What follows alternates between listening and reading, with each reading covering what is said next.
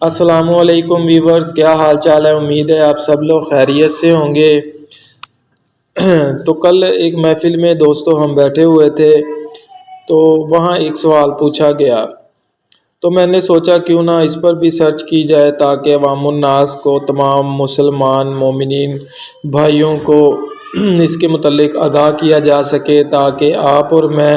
ہم مل کر اپنے دین حق کی طرف قدم بڑھا سکیں۔ تو وہ یہ بات ہو رہی تھی وہاں پہ کہ کیا ہم تو مسلمان ہیں جی، ہم تمام کے تمام تو جنت میں ہی جائیں گے، ہم پر تو دوزخ نہیں ہوگی۔ یعنی غالباً جیسا کہ آپ دیکھ سکتے ہیں کہ آج کے دور میں ہر مسلمان کی یہی سوچ ہے کہ ہم تو مسلمان ہیں اور ہم تو جنت میں ہی جائیں گے، ہم دوزخ میں نہیں جائیں گے، ہم اپنے نبی پاک کے وسیلہ سے جنت میں ہی جائیں گے۔ تو اس پر میں نے سوچا کہ کیوں نہ روشنی ڈالی جائے، اس کے متعلق علم حاصل کیا جائے۔ تو اس میں مجھے بخاری اور مسلم کی ایک حدیث پاک ملی جو میں نے سوچا کہ اپنے ناظرین کے ساتھ بھی شیئر کی جائے، جس میں ہمارے نبی پاک صلی اللہ علیہ وآلہ وسلم رحمت للعالمین فرماتے ہیں کہ جب میں دوزخ کی طرف جاؤں گا آخری بار، یعنی جب میں آخری بار دوزخ کی طرف جاؤں گا تو دوزخ کے دروغہ مالک علیہ السلام مجھے فرمائیں گے، مجھے کہیں گے کہ اے اللہ کے نبی،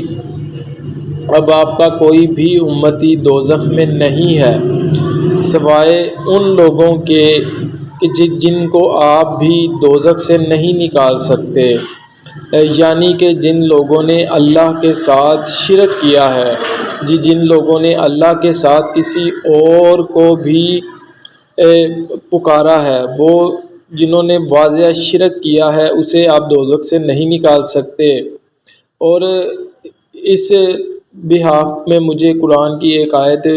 بھی پڑھنے کو ملی کہ جس میں اللہ پاک فرماتا ہے کہ ان لوگوں پر جنت حرام کر دی گئی ہے جنہوں نے اللہ کے ساتھ کسی کو شریک کیا ہے، ان لوگوں پر جنت کو حرام کر دیا گیا ہے۔ جو لوگ واضح حق تک پہنچ گئے لیکن پھر بھی شرک سے محفوظ نہ رہ سکے، وہ شرک کرتے رہے، تو وہ کبھی بھی دوزخ سے نکالے نہیں جائیں گے اور جنت ان پر ہمیشہ کے لیے حرام کر دی گئی ہے۔ یہ ہمارے قرآن اور حدیث کا علم ہے جسے ہمیں خود بھی جاننا چاہیے اور لوگوں تک پہنچانا چاہیے۔ ہاں، اگر آپ نے شرک جیسا موذی گناہ نہیں کیا تو پھر انشاءاللہ ہم تمام لوگ جنت میں ضرور داخل ہوں گے، لیکن ہمیں یہ چیز ضرور سوچنی چاہیے کہ کہیں ہم کسی قسم کے شرک میں مبتلا تو نہیں ہیں، آیا کہ ہم نے اپنے پروردگار کے ساتھ کسی کو شریک تو نہیں کر لیا؟ کیا ہم، جیسا کہ آپ دیکھ سکتے ہیں کہ معاشرے میں یہ چیزیں عام ہوتی جا رہی ہیں، لیکن آپ یہ ضرور سوچ لیں کہ جن لوگوں نے شرک کیا ہے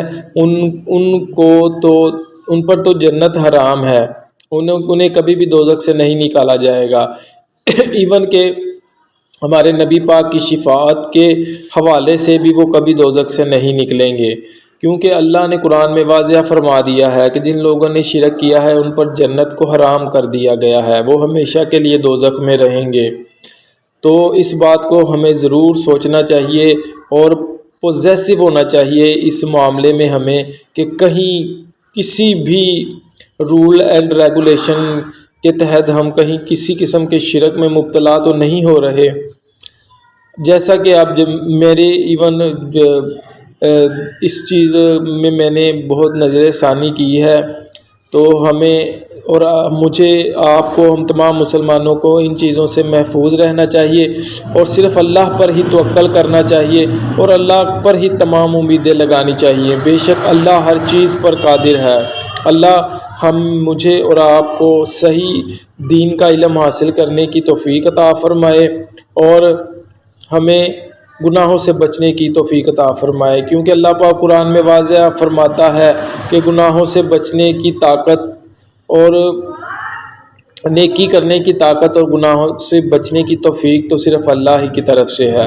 تو ہم تمام لوگوں کو اللہ کی طرف رجوع لانا چاہیے اور اللہ سے اپنے گناہوں کی معافی مانگنی چاہیے، اور ہر قسم کی شرک سے ہمیں اللہ پاک محفوظ رکھے، اور جب تک ہم زندہ ہیں ہمیں